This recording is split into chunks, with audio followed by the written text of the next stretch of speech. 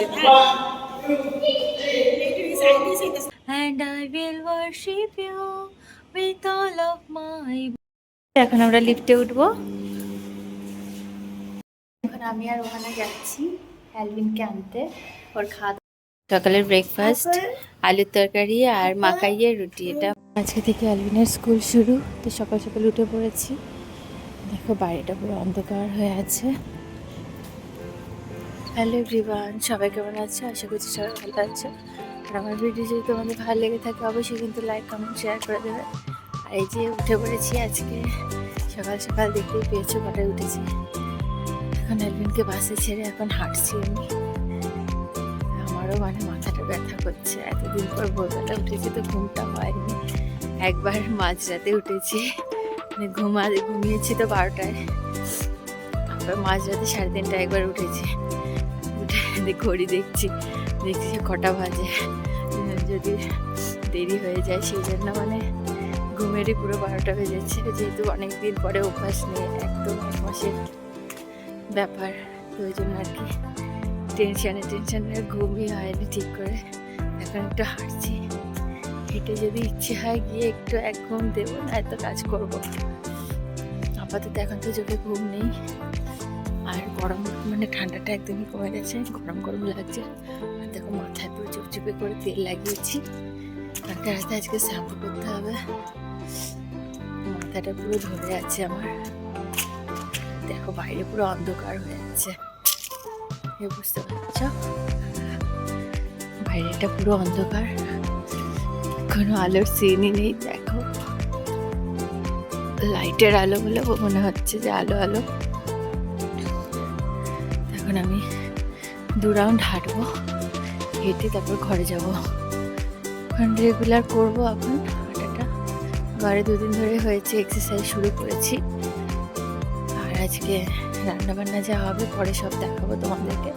আর অ্যালভিনকে টিফিনে দিয়ে দিয়েছি আলু ভরা পরোটা, কালকে রাতেই মেখে রেখে দিয়েছিলাম। আলুর পুরটা, তারপরে আটাটা, এটাও মেখে রেখে দিয়েছিলাম। আর একটু মাখানাও দিয়ে দিয়েছি। ও আজকে একটু মানে বিরক্ত হয়ে যাচ্ছিল সকাল সকাল ঘুম থেকে উঠতে, তারপরে মানে ওর ভালো লাগছিল না, মনে হচ্ছিল ও আরও ঘুমাবে। আসলে এতদিনের ওরও অভ্যাস না, ছোটো মানুষ আমাদেরই কীরকম হয়তো বাচ্চা মানুষ করতে হবেই। ও হয়তো বাসে গিয়ে ঘুম দেবে, কিছু করার নেই। সকাল সকাল স্কুল, আবার অভ্যাসও হয়ে যায়, 2 দিন গেলেই অভ্যাস হয়ে যাবে। তো ঠিক আছে, আশা করছি ওরও অভ্যাস হয়ে যাবে 2 দিন গেলেই। তো আমি হেঁটে নিই, আবার তোমাদের সাথে পরে গল্প করব। চাঁদটা দেখাচ্ছি তোমাদেরকে, দেখতে পাচ্ছ?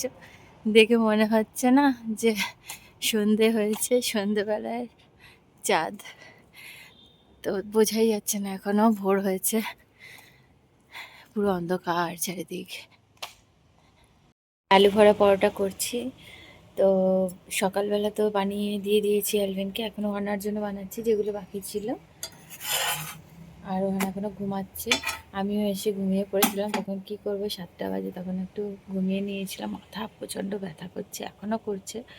ঘুমিয়েছি 1 ঘন্টা, ঘুমিয়েও তাও মাথা ব্যথাটা যায়নি। কেননা জানি না, অনেক দিন পরে উঠেছি বলে হয়তো মাথাটা ব্যথা করছে। আশা করি আস্তে আস্তে শুয়ে যাবে। তো ওহানাকে পরোটা করে দেবো না, মানে ওটায় তেল দেবো না এখন, এটা করে আলু ভরা মানে ওটার মধ্যে একটু বাটার লাগিয়ে রেখে দেবো, ওইভাবে খাওয়াবো। কখনো আর কিছুটা কয়েকটা বাটার মানে তেলে দিয়ে করা আছে। আর ওর জন্য দুধ বানাবো, দুধটা রেডি করবো এখন। তো এইসব চলছে, আর রান্না পরে কি হবে না হবে পরে তোমাদেরকে দেখাবো। সকালের ব্রেকফাস্ট আলুর তরকারি আর মাকাইয়ের রুটি, এটা বাবাই বানিয়েছে মাকাইয়ের রুটিটা, তো এটা খেতে খুবই ভালো হয়। রান্না করছি, ওহানাকে খাওয়ানো হয়ে গেছে। বাচ্চাদের জন্য করছি সজনে দিয়ে, আলু দিয়ে, বড়ি দিয়ে, মাছ দিয়ে ঝোল, রুই মাছ দিয়ে। আর আমাদের জন্য করছি যে ভর্তা, এটা হচ্ছে কুমড়োর ভর্তা। কুমড়োটা গ্রেট করে নেওয়া হয়েছে, তারপরে ফোড়নে কালো জিরে দিয়েছি, পেঁয়াজ ভেজে, রসুন বাটা, একটু হলুদ গুঁড়ো আর লঙ্কা দিয়ে এটাকে করছি, ভর্তা করছি। আর এই দেখো লোটে মাছের ঝুড়ো করছি, লোটে মাছটা দিয়ে দিয়েছি পেঁয়াজ টাজ ভেজে। তো ওটা এখন ঝুড়ো হবে, ওটা আমি আর বাবাই খাবো। আর মায়ের জন্য করব হচ্ছে একটু ডিম ভেজে দেবো। আর বাবা করেছে রাজমা আর মা করেছে বাঁধাকপি। তো এত কিছু আইটেম বুঝতেই পারছো। এখন আমি আর ওখানে যাচ্ছি অ্যালভিনকে আনতে। ওর খাওয়া দাওয়া হয়ে গেছে। অনেকদিন যাই না এরকম আনতে, ওর আনতে যেতে খুব মজা লাগে। আগের থেকেই বলে রেখেছি ও দাদাকে আনতে যাবে, তো ওই জন্য তাড়াতাড়ি করে খাইয়ে নিলাম। এরপরে আমি আর অ্যালভিন এখন আমরা লিফটে উঠবো। ওয়ানাকে নিয়ে যাচ্ছি টাইকান্ডো ক্লাস। আর আবার অ্যালভিনের আবার এক্সাম আছে সামনে টাইকান্ডো, তো ওকে ভালো করে প্র্যাকটিসও করতে হবে।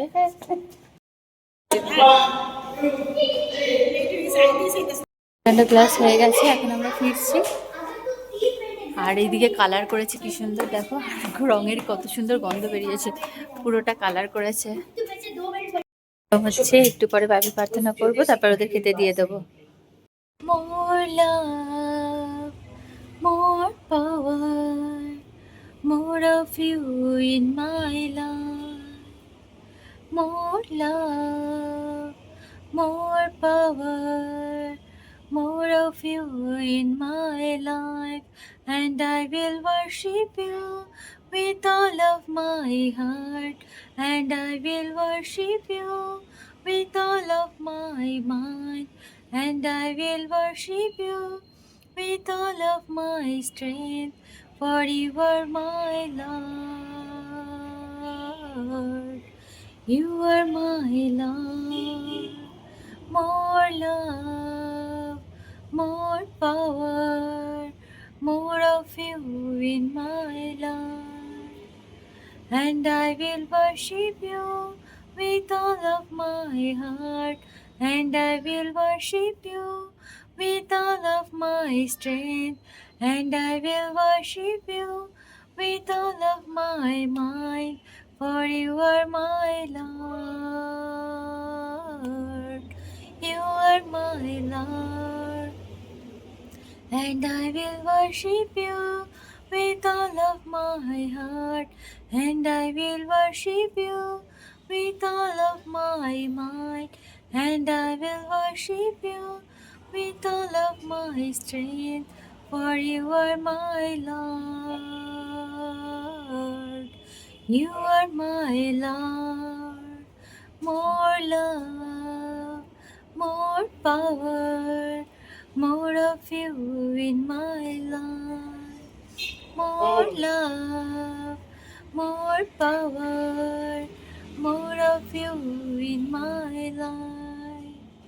ঠিক 14 অধ্যায়।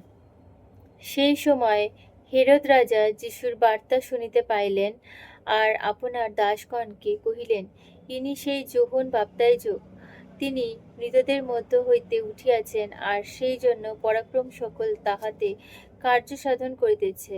কারণ হেরোদ আপন ভ্রাতা ফিলিপের স্ত্রী হেরোদিয়ার জন্য যোহনকে ধরিয়া বাঁধিয়া কারাগারে রাখিয়াছিলেন।